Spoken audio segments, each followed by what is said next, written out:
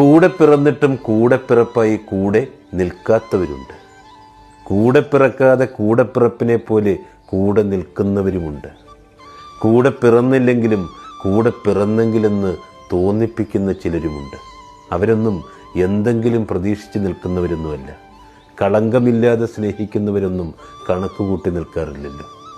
ചില ബന്ധങ്ങളൊക്കെ മെഴുകുതിരി വെട്ടം പോലെയാണ്. ആദ്യം അത് ഉരുകി നമ്മളിൽ പ്രകാശം നിറയ്ക്കുന്നു.